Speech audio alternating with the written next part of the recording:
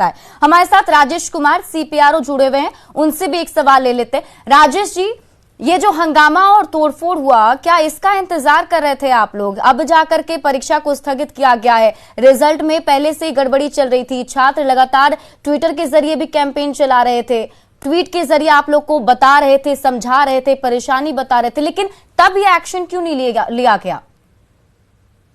मैं आपके चैनल के माध्यम से यह बताना चाहूंगा कि इस परीक्षा में, परीक्षा फल में कहीं कोई गड़बड़ी नहीं हुई है, ना कि परीक्षा के दौरान कोई गड़बड़ी हुई है। हाँ, रिजल्ट निकलने के बाद शॉर्टलिस्टिंग की जो प्रक्रिया है उसको लेकर के जरूर स्टूडेंट्स के बीच में कुछ कंसर्न्स हैं, कुछ इनके ग्रीवेंसेस हैं जो हमें मिल रहे थे।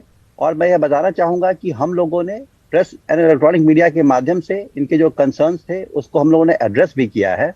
और एड्रेस करने के बाद कल ही जो है हम लोगों ने 5 मेंबर हाई पावर कमेटी का गठन किया है।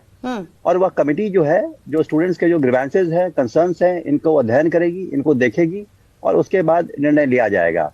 क्योंकि अभी मामला ये कमेटी के पास है, इसलिए 15 फरवरी से 19 फरवरी के बीच में जो आगामी एग्जाम होने वाले थे, सेकंड स्टेज एग्जामिनेशन, उसको भी फिलहाल स्थगित कर दिया गया है। मैं आपके चैनल के माध्यम से छात्रों से पुनः ये अनुरोध करूंगा कि वो आपकी भी जो भी समस्या है, जो भी है, उसके लिए रेलवे पूरी तरह से संवेदनशील है। हम प्रतिबद्ध हैं आपकी समस्याओं का समाधान करने के लिए।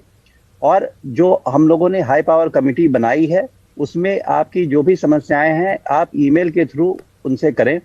इसके साथ ही साथ जितने भी हमारे आरबी के चेयरमैन हैं वो भी एक मेगा आउटरीच प्रोग्राम करेंगे। लेकिन राजेश जी, ये गड़बड़ी तो हुई है ना? आप ही सोचिए कि एक पदों पर एक ही इंसान का 6 पदों पर वो क्वालिफाई कर चुके हैं, उनका पद सृजन हो चुका है, तो ये तो गड़बड़ी है ना। उतने सारे जो संख्या में जो बच्चे हैं वो तो नेक्स्ट एग्जाम से वंचित रह जाएंगे। तो ये गड़बड़ी को आखिर हुई क्यों, और अगर ये हुई तो इसको सुधारा क्यों नहीं गया समय रहते? नहीं, मैं ये भी स्पष्ट करना चाहूंगा कि ये कोई गड़बड़ी नहीं है। अमूमन हम लोग जब आरबी का एग्जाम लेते हैं तो जितनी हमारी वैकेंसी होती है उसके 10 गुना प्रतिभागियों को हम लोग सेकंड स्टेज एग्जामिनेशन के लिए कॉल करते हैं। 2015 में पहली बार हम लोगों ने इसको बढ़ा करके 15 गुना किया, और 2019 में चूंकि ज्यादा लेवल्स के लिए हम लोग एग्जाम कर रहे थे और इसमें ग्रेजुएशन एंड 10+2 दोनों मिनिमम एजुकेशनल क्वालिफिकेशन था, तो इसको ध्यान में रखते हुए ही हम लोगों ने 20 गुना किया है। बिल्कुल, देखिए किसी भी राजेश जी, हमारे साथ छात्र के प्रतिनिधि खुद जुड़े हुए हैं। हम उनसे ही चाहेंगे कि उन्हें जो समस्या है, उनकी जो प्रॉब्लम है, वो सीधे आपसे सवाल पूछ लें। जी, अगर आप सुन पा रहे हैं तो जरूर आप CPRO जी से सवाल पूछ सकते हैं। सर से मैं ये पूछना चाहूंगा कि सर, जैसे ये मैं बताना चाहूँगा कि जो नॉर्मलाइजेशन की जो प्रक्रिया है, ये नॉर्मलाइजेशन की प्रक्रिया है क्या? किसी बच्चे का अगर 50 नंबर सही होता है तो नॉर्मलाइज करके उसे 90 नंबर कर दिया जाता है। किसी का 70 सही होता है तो उसको नॉर्मलाइज करके क्या कहता है 50 कर दिया जाता है, 40 कर दिया जाता है। तो ये प्रक्रिया क्या है? ये बच्चे जानना चाहते हैं कि कैसे ये करें कि हम अगर 50 सही करें तो 90 नंबर हो जाएगा, अगर 70 सही करें तो इसकी एक मतलब जो डायरेक्शन होना चाहिए वो बच्चों को क्लियर होना चाहिए, तभी ना बच्चा उस प्रक्रिया के तहत कर पाएगा तैयारी। मुझे पूरा यकीन है कि आपने इस परीक्षा में आप स्वयं शामिल हुए हैं क्या? इस परीक्षा को आपने स्वयं दिया है या किसी के बिहाफ पे आप ये पूछ रहे हैं सवाल? आप अभ्यर्थी हैं या फिर किसी के बिहाफ पे आप पूछ रहे हैं?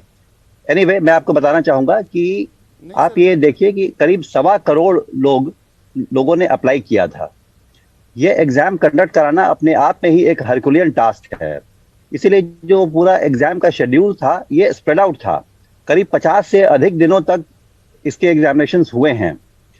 अब एक एग्जाम में एक दिन जो क्वेश्चन आएगा, अगले एग्जाम में कोई दूसरा क्वेश्चन आएगा, उसकी डिफिकल्टी लेवल अलग अलग हो सकती है। उन्हीं सबके समाधान करने के लिए नॉर्मलाइजेशन एक बिल्कुल ही साइंटिफिक प्रोसेस है जिसके तहत नॉर्मलाइज किया जाता है। और आप अगर अपना नोटिफिकेशन देखेंगे तो नॉर्मलाइजेशन किस विधि से किया गया है उसका फॉर्मूला भी उसमें नोटिफिकेशन में ऑलरेडी है।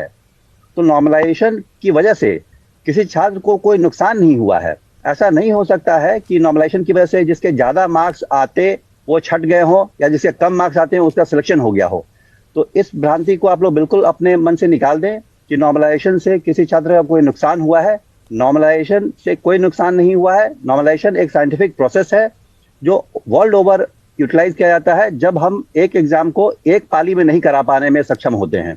क्योंकि यहाँ पे अभ्यर्थियों की संख्या इतनी ज्यादा थी जो एक पाली में संभव नहीं था। अब 50 दिन चूंकि एग्जाम्स हुए हैं, इसीलिए नॉर्मलाइजेशन एक साइंटिफिक पद्धति के तहत किया गया है और नॉर्मलाइजेशन से किसी का अहित नहीं हो सकता है।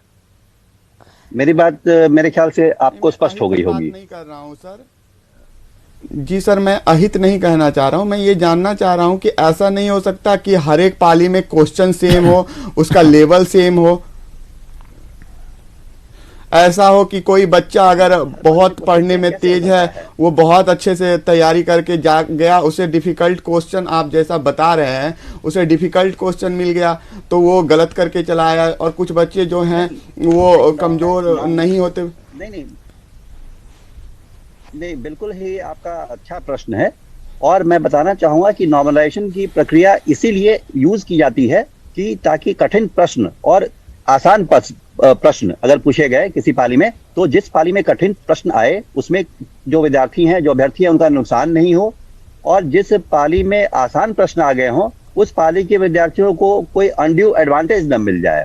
इसी को बराबर करने के लिए ही नॉर्मलाइजेशन की प्रक्रिया की जाती है। बहुत ही अच्छा सवाल था आपका, और मेरे ख्याल से अब आपको काफी क्लैरिटी आ गई होगी कि नॉर्मलाइजेशन से जो ये डिफरेंस है ना, जो आपने अभी कहा कि किसी पाली में किसी को बहुत कठिन प्रश्न मिल गया, अगली पाली में किसी को बहुत आसान प्रश्न मिल गया, तो इससे जो डिस्क्रिपेंसी हो जाती है उसको दूर करने का ही उपाय है नॉर्मलाइजेशन।